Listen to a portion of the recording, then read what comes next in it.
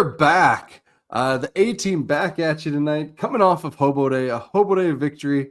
And I tried to say this in Rants and Raves, but any win over UNI on Hobo Day is a good win. And I will take it every single time, whether it's by 1 point or 101 points. So that's where we're starting at, folks. That's the vibe. That's the mood that I got right now.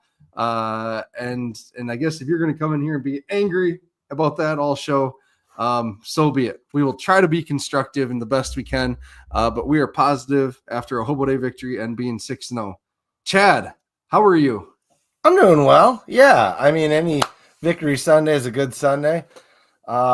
We all felt like we should have been a little further ahead on the points at the first half, but we ended up beating them 31-3. I mean, the defense obviously was the bright spot. They dominated most of the game. That many turnovers.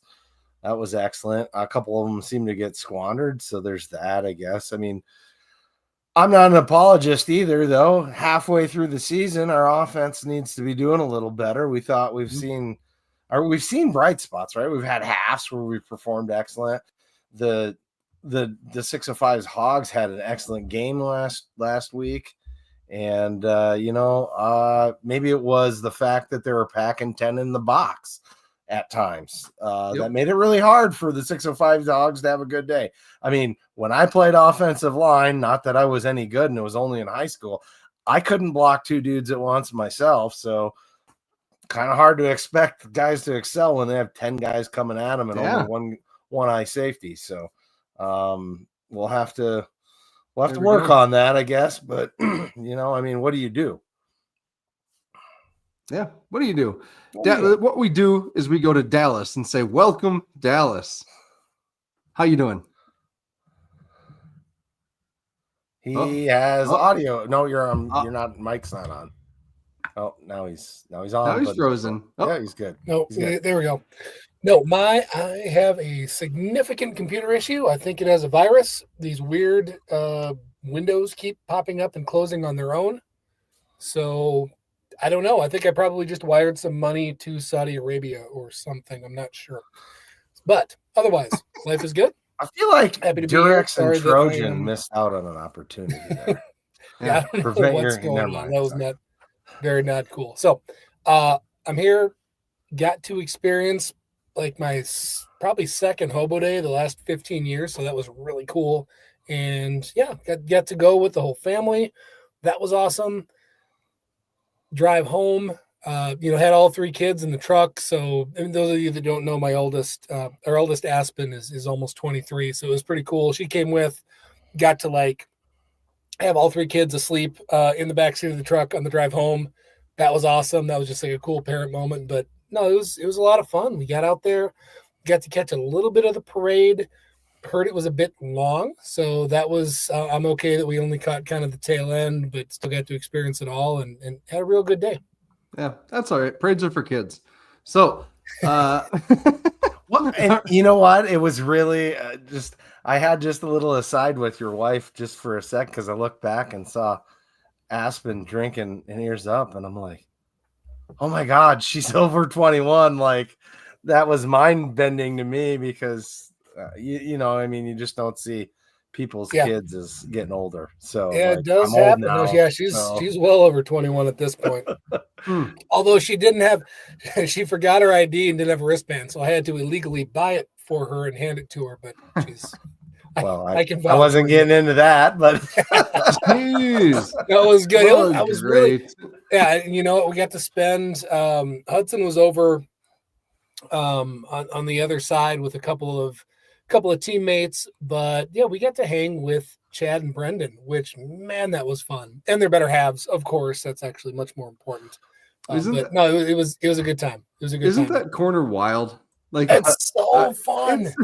I'm sorry you had to listen to my diatribe all game. Oh no, dude, it's absolutely the best. It's that northeast corner of the stadium there. I mean, it's loud, it's energetic.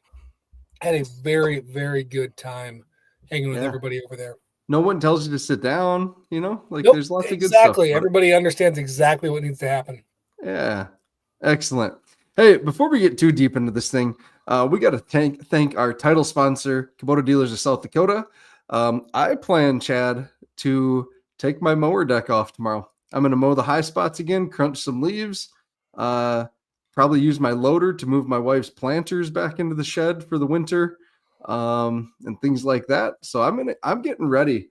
And if you need to get ready for winter or get something to help you move some snow, stop into one of the Kubota Dealers of South Dakota, and they will get you hooked up with what you need, whether it's a skid steer, a tractor, a Ranger, a side-by-side, whatever it may be, or if it's a subcompact tractor like Chad and I have, a BX 2680 with a front-end snowblower and a loader, we can do that for you too. So thank you, Kubota Dealers of South Dakota. Kirby, how you doing, buddy? Funny you should mention the front-end snowblower. I had one of my neighbors ended up down at the end of the road. Long story how we got to there. We started talking about how he had gotten another brand of compact tractor. Mm-hmm. And I told him I had a front-mounted snowblower, and he's like, "They make those?" I was like, "Yeah." Oh. He's like, "Can I even buy them for this green thing?" And I'm like, "I don't know, man. You might have to you could probably sell and get your money back and go buy yourself a Kubota.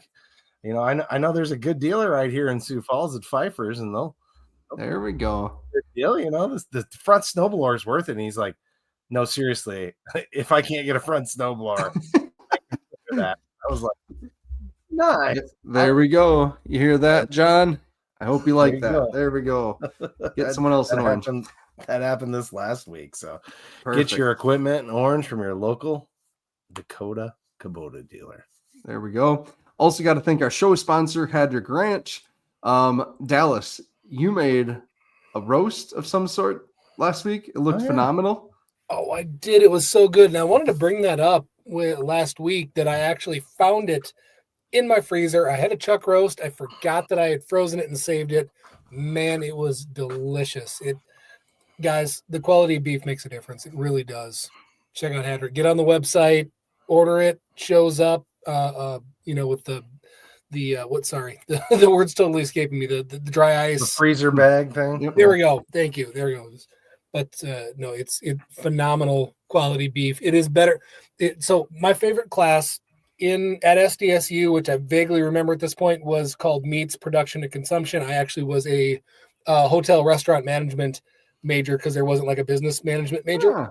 So I did that. But the meats class was my favorite. And everybody, there is a difference. You don't get the stuff from restaurants in your grocery store typically. You just can't. Like restaurants take that. Like they get the best stuff. You cannot get it typically in a normal grocery store, but go to Hadrick, you can get it, and it's honestly even better than anything that you're going to find. So, hey, there we go. Like B. Will says here, the quality of meat always matter, and like Troy Hadrick always says, life's too short for bad beef. Hey, and I want to give a shout out with Brian being here. Him and Stacker and Scott are doing those short weekly bits episodes, which kind of is like what we used to do with What to Watch. But there's this video version, really fun, quick hitting, and really good information. So I would encourage you guys to check out what they got going on over on Splitting Hairs, and that the bits in particular I really like on social media. So good job, guys, on those. Yeah, indeed. All right, should we talk about this game a little bit? We already kind of dove into it. I want to start here because we sometimes skip all around. On television, because I wasn't there, folks. The crowd looked and sounded awesome. Was it that awesome in the stadium? Chad was kind of like, man, maybe when we were talking pre-show. So Dallas, you can break the tie on this. I mean, it was good. I won't say. It was. I would say very good to start, but I was a little bit frustrated in the second half how hard that dove off. And okay, so a portion of the student section leaving at halftime, like that is not abnormal. And I'm not going to berate a bunch of college kids for leaving. Like that happens at almost every stadium, whatever level you're at. But the fact that the game was still 14-3, very much in question halfway through the third quarter. Yeah, the energy just dove. And some of that is probably going to be, the team, or No, not the team. The offense came out sleepy in the second half. Defense did not. So, that kind of there's a give and take there, right? Where the team energizes the crowd energizes the team, and it just kind of all works together. So, like I said, it started out great, kind of dove off, but energy at the tailgate, phenomenal. We got to I talk to a bunch of recruits and parents. They were just blown away by the backyard.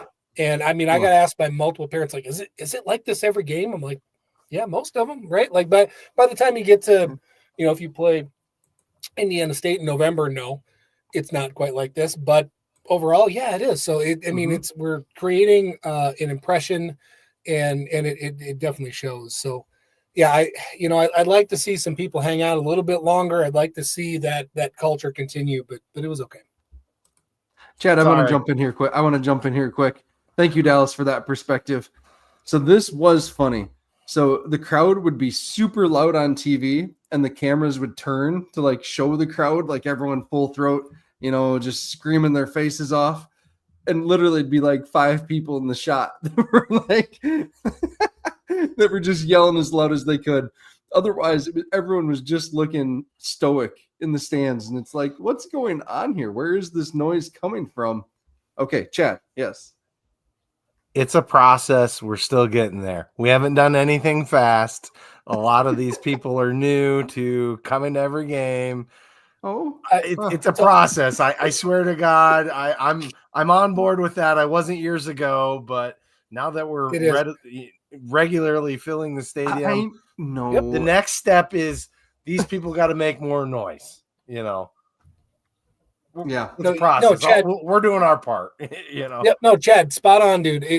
And I think we've talked about this a handful of times that we're selling out the stadium routinely, and you get for different games, different crowds that come in, and the Beef Bowl's one of them. Hobo Day is one of them, where you get a bunch of people like, oh, I'm going to go to my one game every 4 years, and they have no idea what that's going to be like. They're not used to it. Like 100%. Like this is it's an evolution. And this historically, right, however many years ago, was more of a basketball school.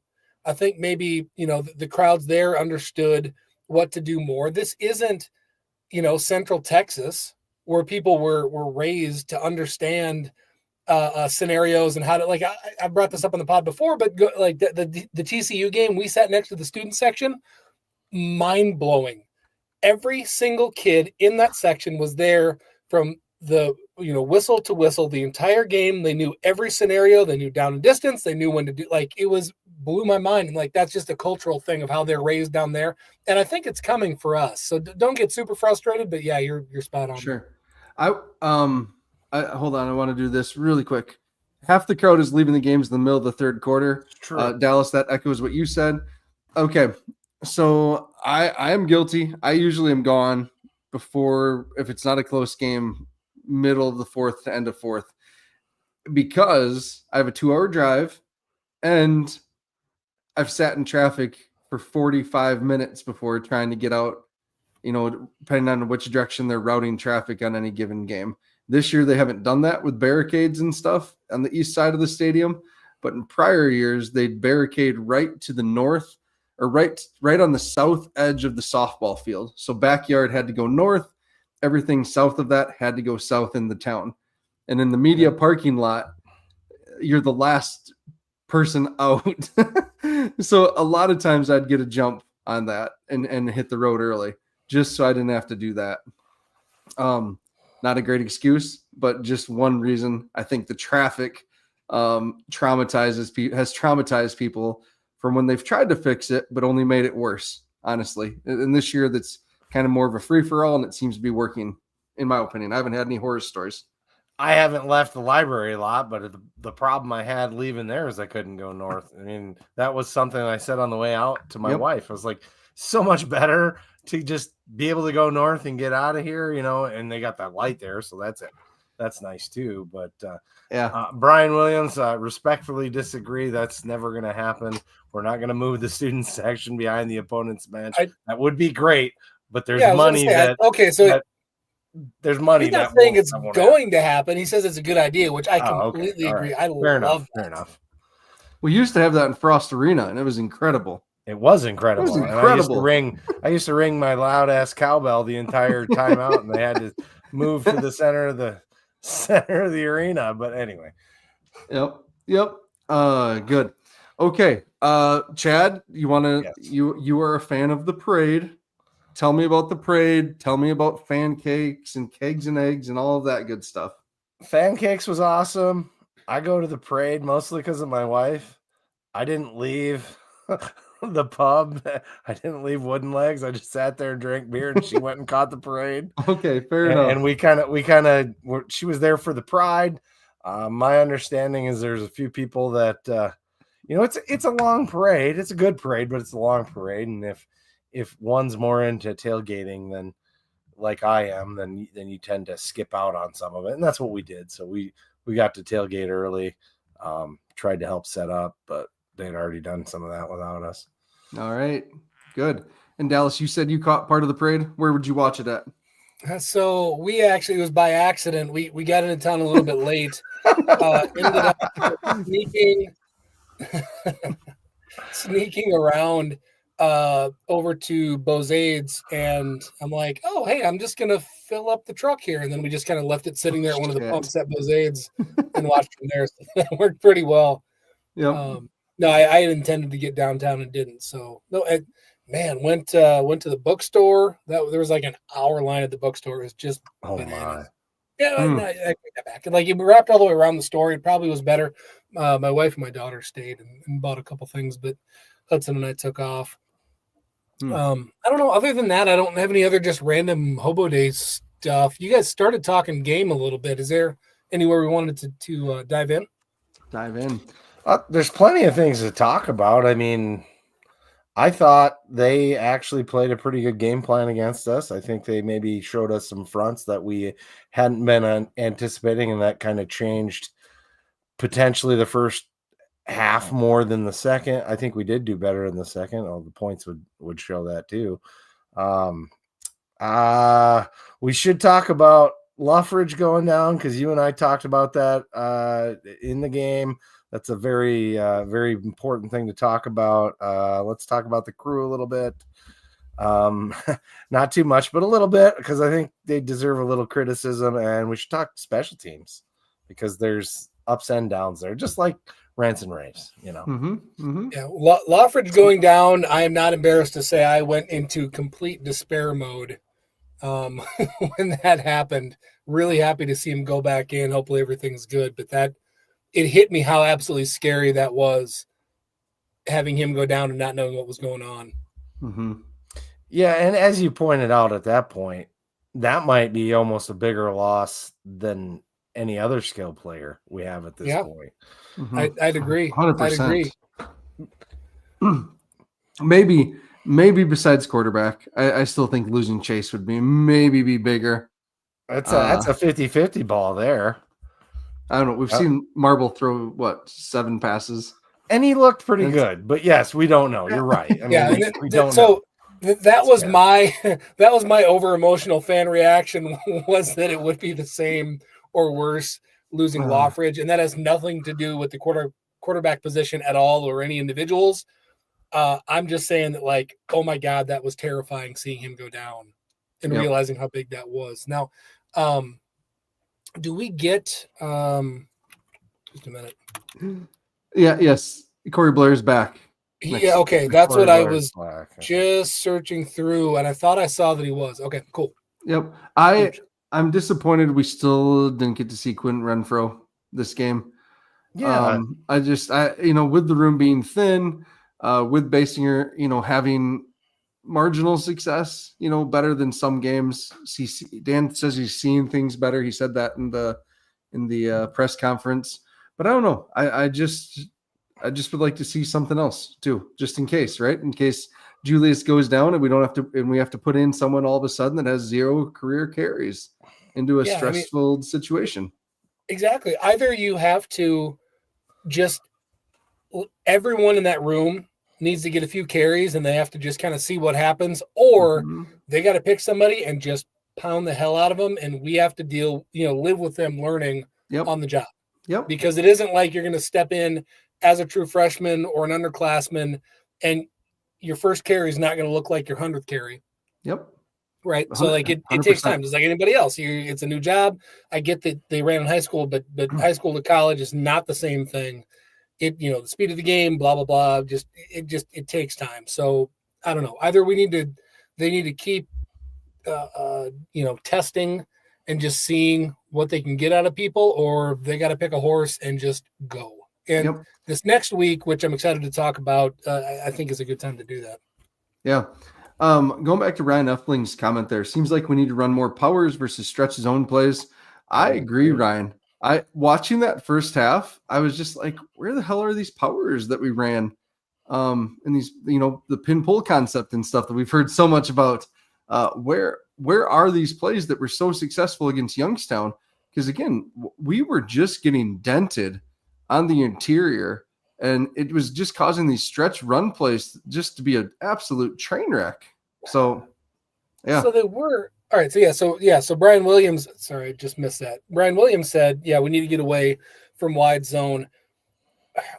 When the box is loaded, I mean, the thing that we did have the most success out of was, we'll call it, for lack of a better term, swing passes. I mean, it's when the box is loaded, you got to just get out to the side and take advantage of numbers a little bit better that way. And that was where by far the offense had the most success all day long. There was a few different ways that we did it, but it's that extended handoff, get the ball on the line of scrimmage, just outside of the hashes. And then you actually get numbers where it's 2-on-2, 3-on-3, whatever it is. I mean, so Eidsness did a really good job with that. And I think we probably saw more of that in the second half after that god-awful first four series, which I did not. We do need to talk about that. And I don't know, did you guys go back and rewatch today? Did you see those? Yeah. I told my wife, I'm like, okay, I have to make myself watch these to talk about it tonight. And I did not get back to them to know what happened because I just wasn't excited to rewatch that part. You're talking the 4 series to start the third quarter. Yeah, right? Yeah. Okay. Yep. Oh, that's not what I was talking about, but okay, go ahead about that one. Yeah, that one too. I mean, I thought you were talking about that second and one where we ran not the reverse. I don't know what that was. It was a jet sweep, and like we blocked. It seemed like we blocked it wrong. Going back and watching it, I mean, I know we're doing some misdirection, but it seemed like it was unblocked on the side that we ran to. And I saw a lot of penetration coming through the line and tackling our guys from behind. It seems like our pulls are just too slow to develop a lot of times, unless there's like last week we had the 3 guys pull, and that seemed to be enough guys, and our running backs had to kind of stutter step behind them. But then once they blew it open, and the other thing we should talk about, as not necessarily a positive, but you got to give credit where credit's due.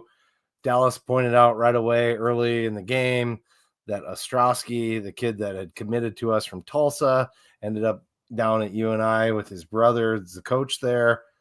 That guy was a problem the entire game. I went back and watched it. He was a problem the entire game. I was going to bring him up. Was. God, I am sad that guy's not a jackrabbit. He is a freak. He's probably sad too. So here's the deal. Like, I'm not going to criticize him, because you look at him, and he was, I think, a captain at Tulsa. I might be making this up.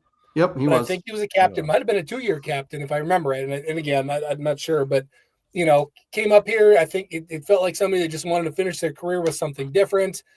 See South Dakota State, like, hey, I'm gonna go win a bunch of games, can be for a championship. All the changes happen. I don't blame him for a second for saying, you know what, I'm just gonna go play for my brother. So that's fine and that's cool. But man, that guy's good, and he's a monster. His arms are bigger around than most people's legs. God, that was a big dude. Yeah, and just the motor and fast. Yep. No, that's a good football player. Yeah, definitely. Hey, one thing on offense before we get out of here with maybe switch to defense. Andrew Gustad, Gustad, isn't it? Gustad. There we go. We call him Goose here. Yeah, we call him Goose. But that's what throws me off. But we got to get everybody doing the Goose, right? Yeah. Dallas wanted. Yes. he just like what a weapon. We talked about this last week, just the short yardage getting figured out. But what, 2 touchdown receptions now this season out of the backfield. And it's just one of those things. So happy for a walk-on that's waited his turn, that has done literally everything the program has asked him to do, whether it's be the fullback in practice or be the middle linebacker and just crack people. It's just so much fun to have him having some success. And clearly the team is happy for him too. And Dallas, I'd like to point out, because I caught it in the rewatch, since we talked about it in the stands, it was 1,000% Benedetto that full-on headbutted Goose with his helmet on, and they talked about it at length. I caught it in the stands. I looked at Dallas. I'm like, dude, I think one of our coaches just headbutted Goose, and he's like, really? I was like, pretty sure it was Benedetto, and he's got like, expect nothing less from Benedetto. That's awesome.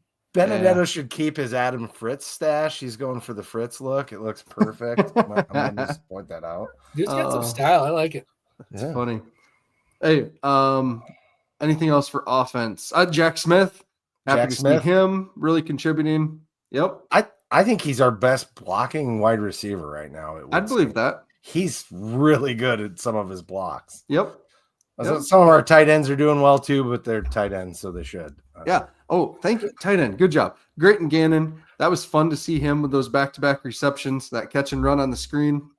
We got to get him the ball. I don't know how, but we got to get Grayton Gannon the ball and more involved in the offense.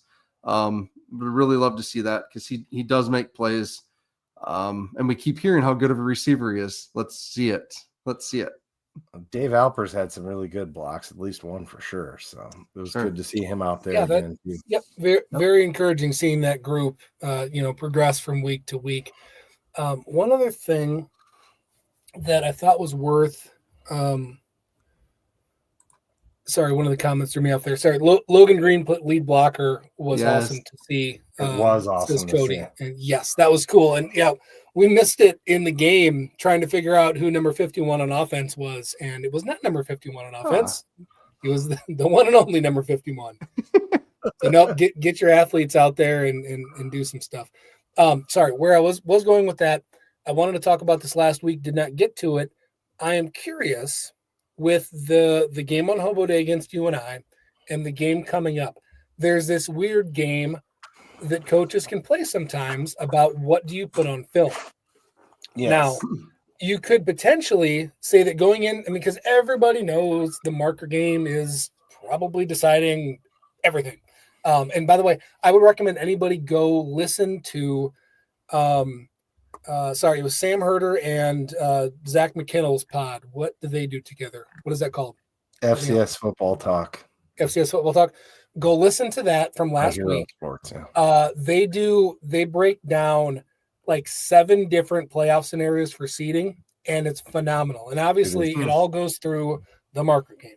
But coming up on that, I'm really curious if Eric Eidsness and Coach Dan Jackson are there things that they're trying to put on film these 2 weeks with opponents that maybe again, not bulletin board material, but it's not the marker game, right? Are they withholding things, or are they intentionally putting things on film that they want other people to see? Like, I don't know what's going on there, but there could be something.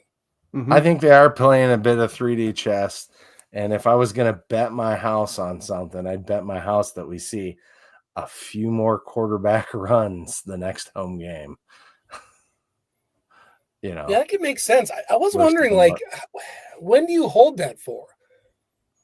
I mean, that's it, right? Like, when you hit the playoffs, it's going to be like, all right, Chase, go, bud. It makes total sense at that point to release. And I don't even know, do you look at, as a coach, do you look at the marker game as must win? I mean, obviously you want to. We all want to. But if that's a tight game, do you risk something happening to Chase? Or do you just, is that the one where you're like, all right, let's go. It's all on the table? I think you save it for the second half of the marker game and just see where you're at in that. Yeah. Game. That sounds like a good idea right there. That makes sense. We are a second half team, right? I mean, we're in the second half of our schedule. We've performed the best in the second half. We're a second half team. Let's go. Yeah. Okay. Defensively, the linebackers. Colin McShane's punch was awesome. That was one of my favorite plays of the day. That was so you could. Yeah. Go ahead. No, you say it. You go. No, like you could see him so at full speed, not slowing it down, you could see him recognize that, okay, this guy's wrapped up, he's going down. The ball carrier had his arm down and was holding, and people listening can't see this, but he had his arm down. Basically, he was on in a 3-point stance holding the ball, basically, and you could see him stop, recognize what was happening, and then just poke directly through the ball. Like, this wasn't I'm going to light somebody up and try to jar it loose. I mean, it was complete precision. It was textbook. It was so cool. So thank you for bringing that up, Matt. Yeah, that was great. Joel Ullman recovered it. Those two just keep making plays. Colin McShane for All-American. But everyone in the chat wants to talk about Chase Van Tol, who was sensational. 2 sacks, the interception, and then the roadkill of the UNI quarterback. That makes 90s NFL hit films, man. We haven't seen hits like that in a while. Oh, boy. It was so bad. They literally that guy got up fine. I'm glad he's okay. Yeah. He went to the other side. The other staff saw the replay and sat him on the bench and did concussion protocol justifiably. That was a hit, dude. It was funny hearing Riggs talk about it on the broadcast. He's like, yeah, like, you make a pick or a play and you just know you shouldn't do it. And you're kind of fired up and you go over there and maybe just stay out of there. It was pretty funny. Like, just Riggs encouraging him, like, don't stick your nose in that, like, ever again. Yeah, I think Riggs played quarterback long enough to know that he wouldn't have tried that himself. Yeah, Riggs is so good. God, I love listening to him talk. Yeah, we're lucky to have him. Yeah, really are. He's good. Yeah, he does his he's on with Gaskins. Gaskins once a week, and that is worth a listen to for sure. Obviously, like I think we talk a lot about Gaskin's show and really enjoy his weekly episode with the Zimmer. The Trent Singer episode's usually pretty good, and then Riggs. Like, those are, I think, 3 of the weekly must listens. If you can only catch a few of them. Dan on too. One of those. Yeah, Dan's on too. Yep, there you go. Like, this is an exciting time watching. It's going to be fun in like 10 years to look back at right now at the progression in just the coverage of what's going on and the depth of coverage. Like, there's a ton. And I see somebody on Splitting Hairs. I don't know if it's Kyle or somebody's commenting is Splitting Hairs here too. Like, I mean, you got them. We've talked to the Greenfield and sorry, was it Greenfield and Hines? I forget. Yep. Greenfield and Hines are putting up. They were going to jump on here, and we can talk about them at some point. Like, this is cool. Like, there's a lot of stuff to stay involved from week to week. It's just, Carter Nold says, listening to Riggs with Gaskins is the highlight of my week. Riggs knows more about football, offensive football in particular, than any of us ever will, and it's just so much fun learning from him. Could you imagine sitting down and having beers with Riggs and Idensness at the same time and being blown away? You'd probably learn more in that one night than you ever knew about football. Exactly. There's no way I could absorb any of that. I'd probably just give up. Yeah. We've shouted him out, but defensive guy. Yeah. Johnny Bang says our social media from the university has really stepped up with things. We knew this was going to happen with Matt Holland coming back.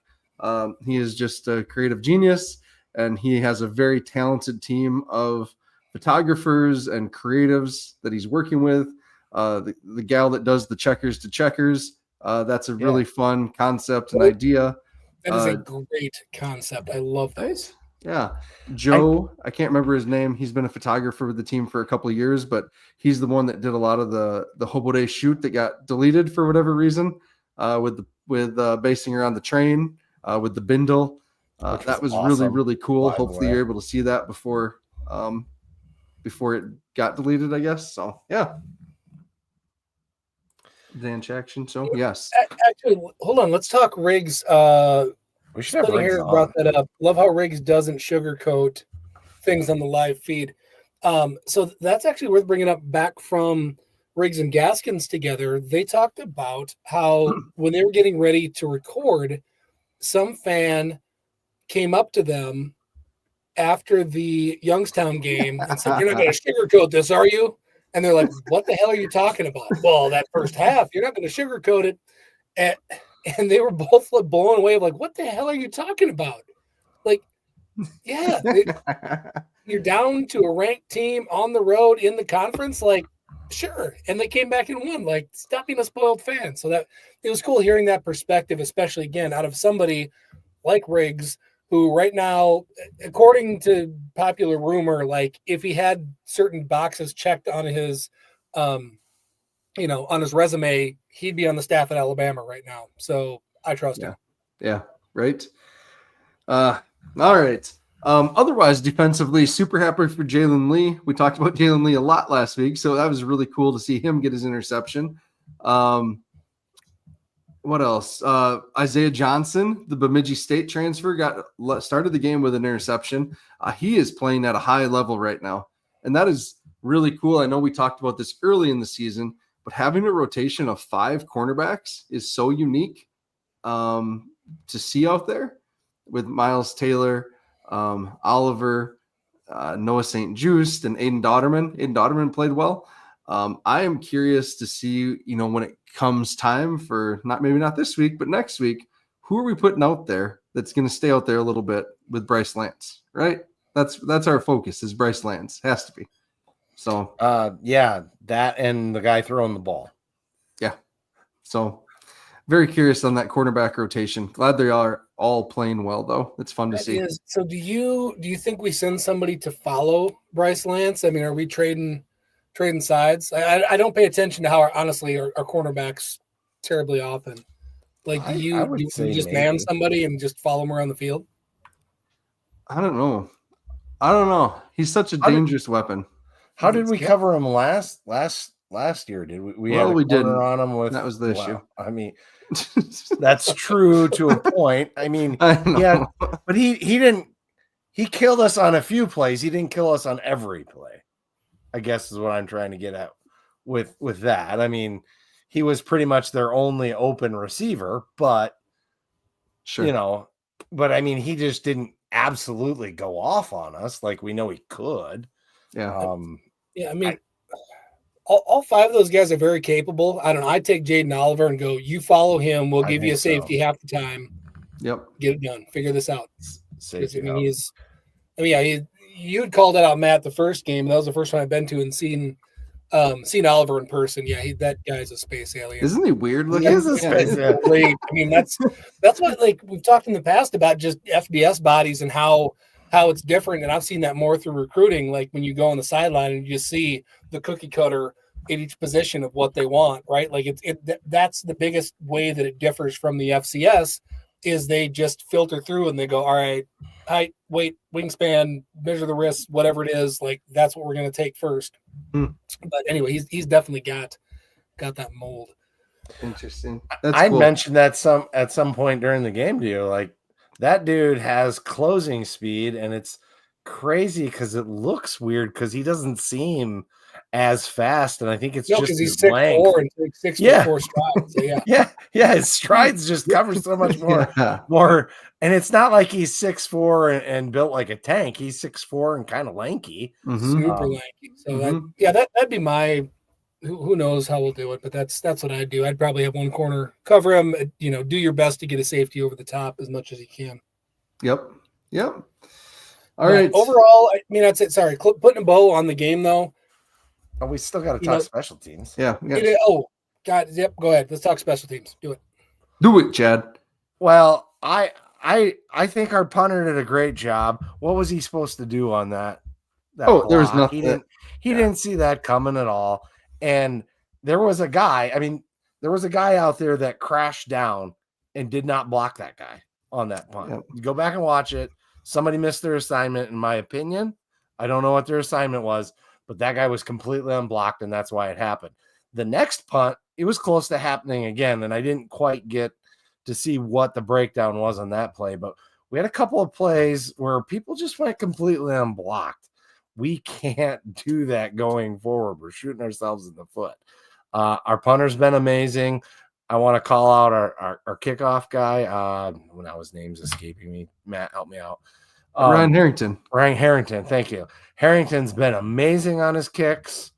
The one that fell short for our field goal, our place kicker, that one that fell short on the north end, I think the wind just knocked that down because it was going fine and then it just came up short. I don't think that one's on him. The other one, okay, it went wide left. I guess you get a mark against you on that one.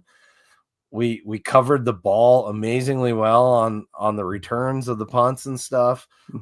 Cody Cotton had an amazing day. Yep. He had the one tackle where he grabbed cloth and just went 360 with that guy and did not let go and brought him down himself.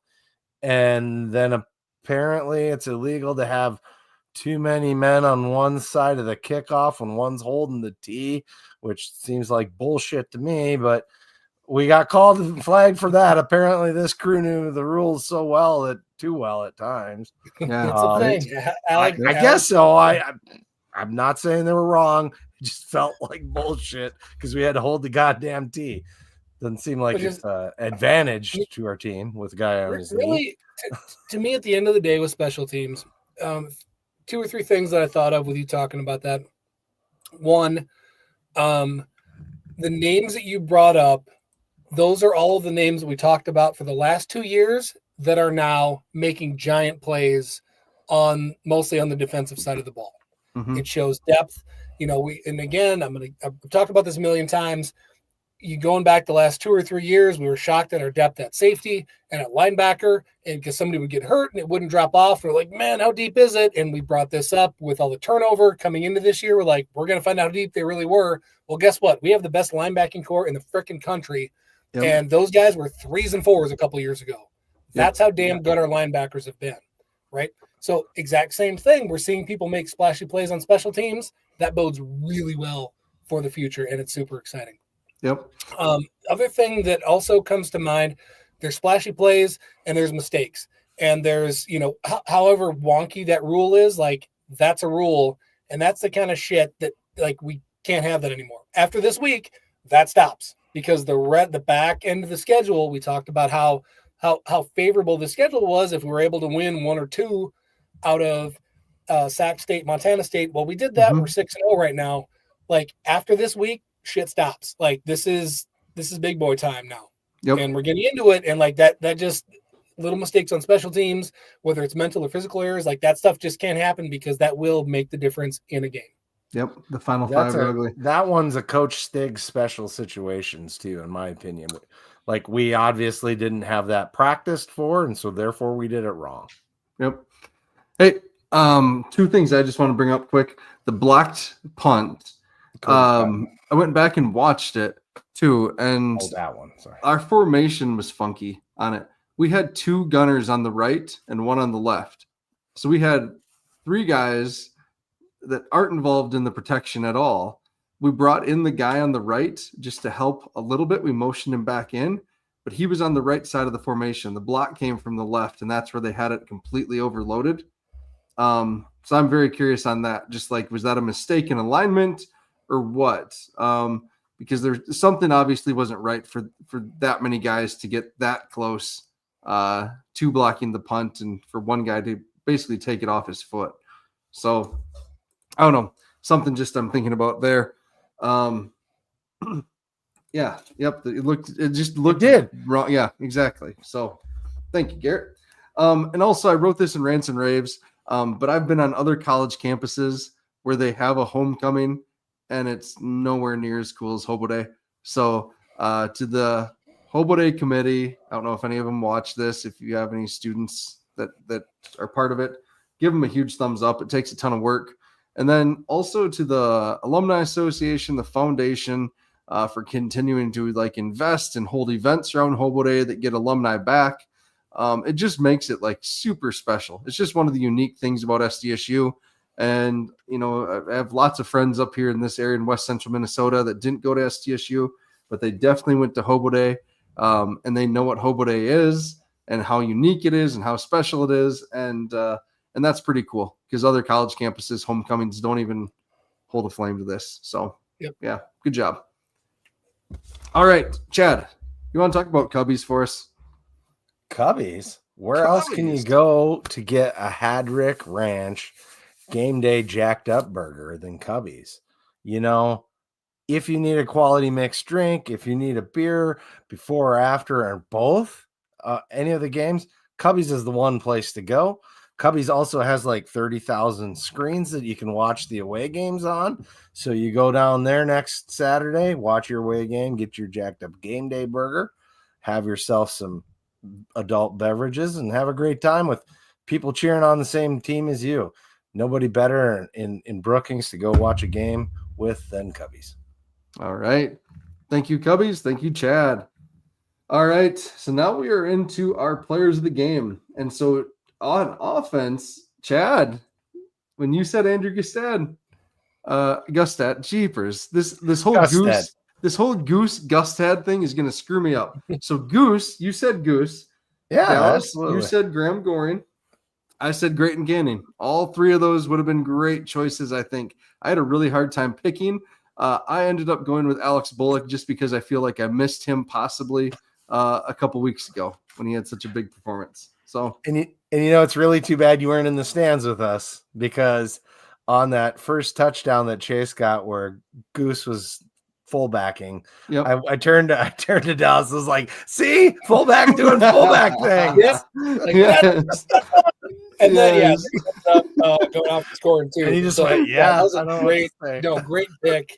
Oh, that sums up South Dakota State football. Just gritty, former walk-on guy. Everybody respects him, and then watching somebody succeed as they do. So that was very cool. And Chad, you nailed it. There we go. Yeah, and he got the reception. He got a couple quality first downs. That guy touches the ball. It's pure magic. I'd say get him the ball more if we have to. Let's go.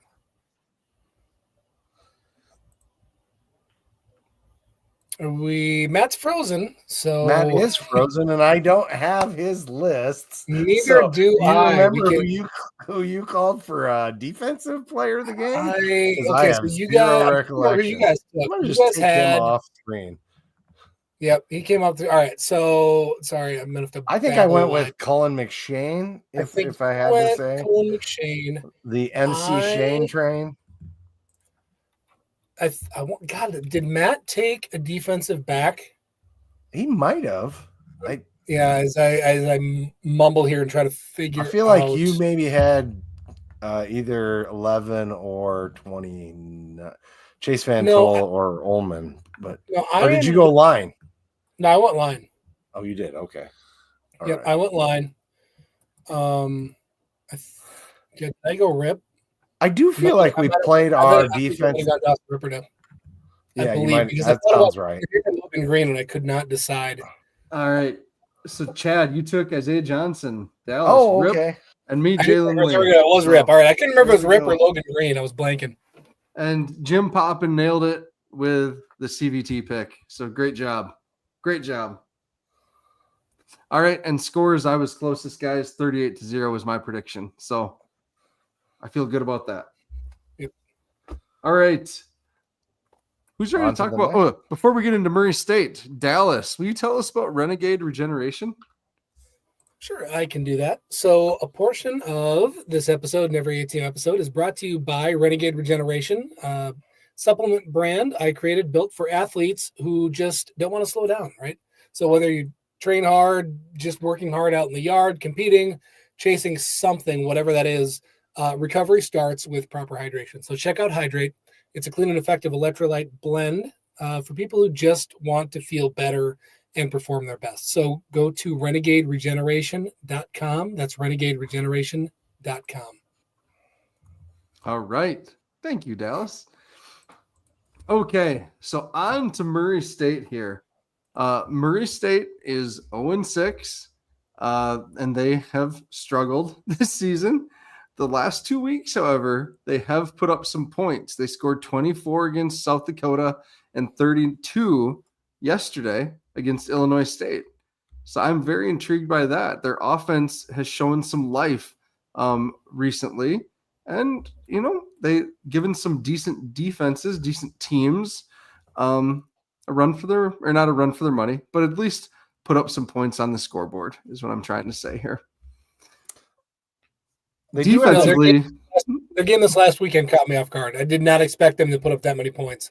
Sure. I actually wanted to get back, and I'll probably watch a little bit of it this week, because you've seen, I mean, they do not have much of a defense. They're the absolute bottom of the league defensively. Yep. So we should be able to put up some points. We should be able to get some reps for some guys fairly early in the game on offense. But defensively, I wouldn't be surprised if we're not rotating, outside of a normal rotation, especially not early, because like I said, you've seen it week over week. Just go back and look at the box scores. Like they've been chipping away at it. And then again, last week against a pretty darn good ISU Red team, I mean, they can move the ball. They had some yards. Mm-hmm. Yeah. Well, I like that our defense is the strength here. They have a pretty good quarterback. Is Johansson right? Still the kid from Nope, it's Jim Ogle or Jim Ogle. Well, he's been pretty effective all year. I just assumed it was the other kid, so my fault. Johansson's gone. He graduated. He's out of eligibility finally. Anyway, but they've been pretty good on the offensive side, and our defense will match up well to that. I think I would like to see this as one of the games where we actually get some of our guys a little rest potentially, like Juice and maybe even Chase, get them out a little bit, do a little extra rotation on the back end, get some more game reps for the 3s and 4s, if you will, in the secondary. I don't know.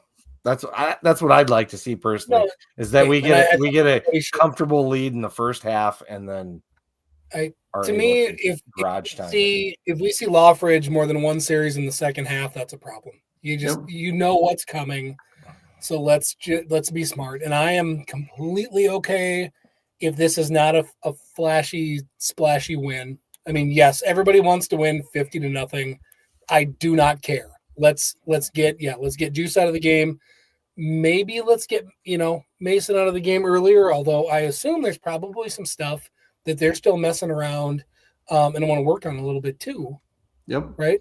So that's possible. So there could be positivity to those reps. But to me, a running back that's the bell cow that's going to get beat up all this year. Like, no, he's had enough carries. Let's get him out. And yeah, Seth Meyer says, I think Blair sees a lot of reps. I would like to see Blair get a lot of reps. Like that's that's going to be huge. Yep. On offense for them, they have a nice running back in Juwan Northington. I remember Brendan and Alex talked specifically about him at the media day and how big his quads and thighs were, if I remember right. Dude's 5'9", 217. So, so he's built. He's had a lot of success at Murray running the ball. I know I should have. Just what's another week? I could have definitely extended my stay. Could have your liver handled another week of Nashville? No, I don't think so. Or my wallet. Who've done? All right. But no, so that's a player to watch. And the Jim Ogle, I just went and looked at him quick. He was a University of Louisiana Monroe recruit, 3 stars out of high school. So, he's throwing 5 touchdowns, 7 interceptions. So there's going to be a chance there for our defense to kind of build on this momentum of turnovers and interceptions. I like that a lot. What is that? There will be a horse.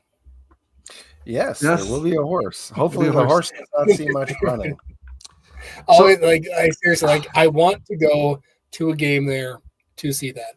I know. So we should take the bus some year. We should do the bus trip there some year just for fun. I would love that. That would be awesome.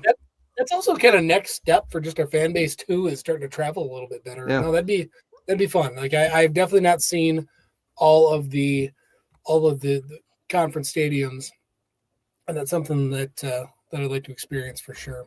Yeah, could nice we do lined up on a long weekend like this coming? I know it would have been perfect. Yeah. Couldn't we have done like some distillery tours and stuff along the way and things like that? Like that. There's a lot of fun things to do going that direction. God, the other fun thing. I'm filled with regrets. Sorry. The other fun thing is I can finally use that. I'm going to see a man about a horse line with my wife again and not just be going to the restroom. Anyway. Oh my God. Go see a horse run around the track. Go see a man about a horse. Yeah. Anyway. But folks, we're gonna move the ball on these guys. We are hopefully gonna put up some points. You know, they're giving up 284 yards per game on the ground, 236 through the air. There's going to be opportunities to move the. Yes, we know people with bus companies. We're working. That's who we're working with on the way to Grand Forks. So that's going to be a blast. Which Jim Poppin confirmed with us that it's full. Is the bus full? That's cool. Nice I think job. it is full. Yeah. I know that Jim Poppin mentioned that he can maybe still get tickets at a good rate. So if you're planning on going and you don't have tickets yet, reach out to him. The worst thing he can do is tell you can't get any more. So yep. He says the bus is full. So perfect. Right on. Good work, Jim.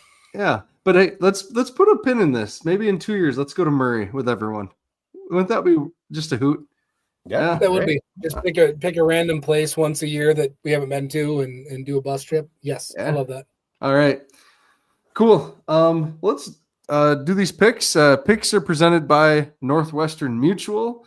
Again, I've talked about Northwestern Mutual plenty of times. Whether you need life insurance, if you need help investing for retirement, saving for school, just saving for a big ticket item, a trip or something like that, talk to Northwestern Mutual. Chris Schenkel and his team down there in the Sioux Falls office are terrific, and they've definitely helped me. Plus, they are doing terrific work with Alex's Lemonade Stand and kind of being the main champions, the leaders on this initiative for such an important thing. So thank you, Northwestern Mutual, Chris Schenkel, and your team. Really appreciate it.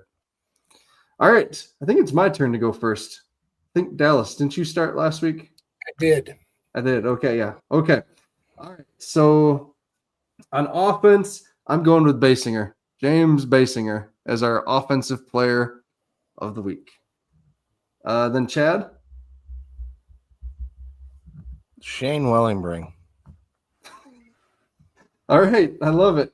Am I allowed to ask you what the criteria are for this one? I mean, you nailed the last one. So. I think he's going to lay some dudes out on some polling, and it's going to be great. And that's why I'm picking him. I like it. I just want to know how we will know. And I am okay. So he's going to bring some of them snaps down. We had some that got a little high this last week. Snap. They're fine still, but gosh. In the strike zone. So without having any idea how healthy he is or what the game plan is, I'm going to go with Blair. Okay.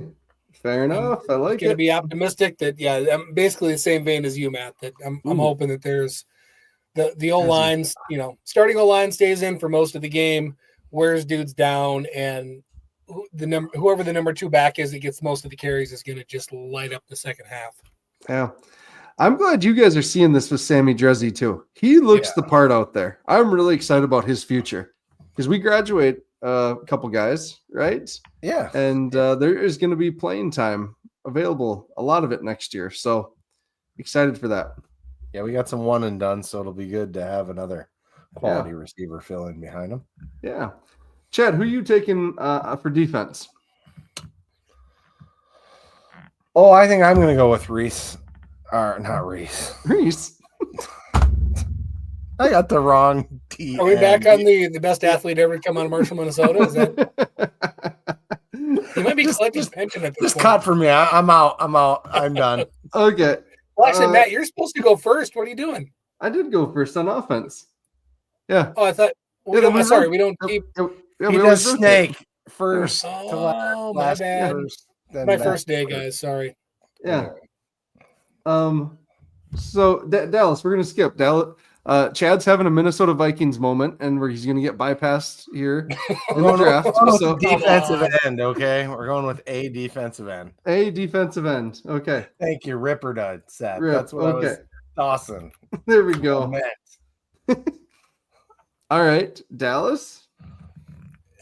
Okay, so gotta overthinking it. I wanted to go with like the fourth linebacker in, but I don't think I'm going to do it. Logan Green inspired me with him playing offense.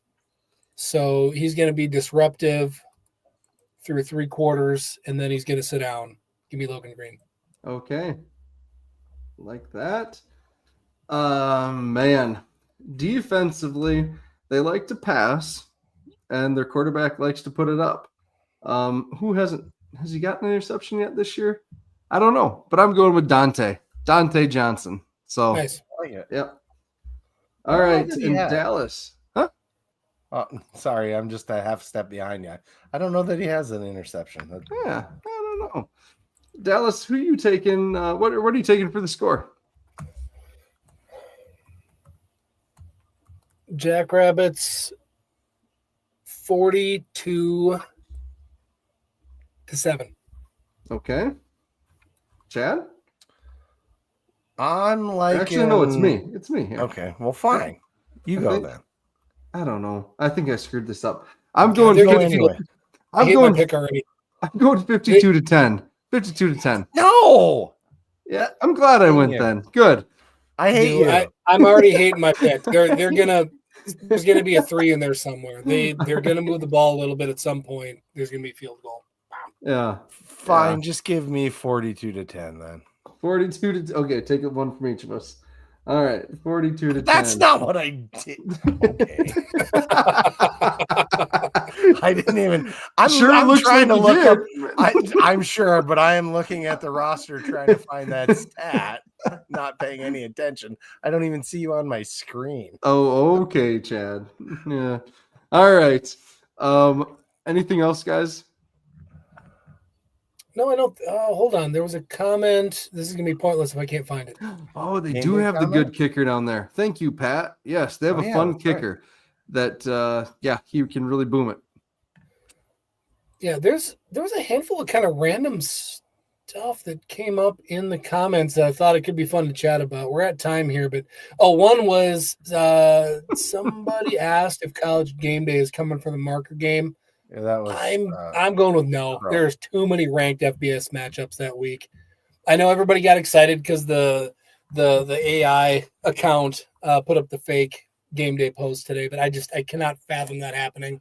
And also, me personally, Minnesota high school football has a playoff game that week. I will be pissed because I won't be able to go and it will suck.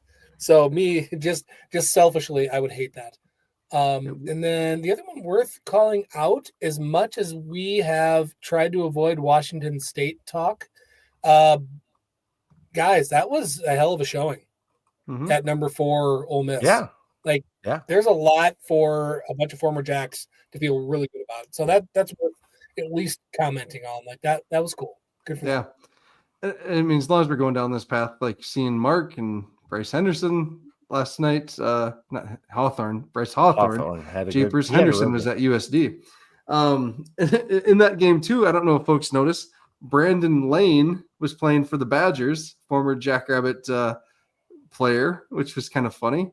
And then Griffin Wilde played terrific against Penn State and got James Franklin fired. So that like kind of wild. The success our guys are having in kind of it is what could have been, right? Like for this year's roster, man alive. Well, and the fact, and hopefully we don't see this level of it anymore. But again, this is kind of what it's like, and we got to be prepared. That is another comment too that this is worth. It could be worth a whole show talking about is how much I'm starting to love Dan's portal approach more and more, because you look at who the guys that are doing well.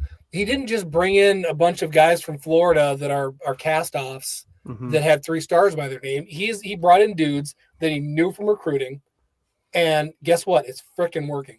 Like it's coming together. Like there was all these questions about like how will the team gel and how will people look, and like he brought in guys that he knew their demeanor, their temperament. He knew what they were like going to be like in the locker room, and it's working. So bravo, nice job. Yep. Actually, I think Curtis Riggs talked about that on the broadcast briefly, didn't he? Talk about what? There's no time set yet. Oh, no, I meant not on that. Sorry. On what Dallas was talking about regarding bringing the people together that he already knew. Yes. He was talking about Bullock and how like they already had, a 6-year or whatever relationship of some sort because he had recruited him prior. So, Yep. So no, that's been absolutely terrific, and bravo to that staff for doing that. Yeah. I don't know. Just thought those things were worth touching on. Yeah, thanks for bringing that up. That was kind of a fun odds and ends there. So it's bittersweet to watch it. Happy for them, sad for us, all that good stuff. So one last point, is Indiana State any good? Nope. Okay. Sorry. Just curious. No, they're not. Hey. And with that, thank you to everyone that hung with us tonight for the show. This was fun. As always, like, share, subscribe, support our sponsors. And when you do go visit one of our sponsors, take a photo, throw it up on Twitter or Facebook and tag us in it. We'd love to reshare it. Thanks, Jim Poppin, for organizing that bus trip to Grand Forks. That is going to be a blast. Can't wait. Told Miles about it yesterday, and he is pumped. So it should be great. All right. And with that, go big, go blue, go Jack.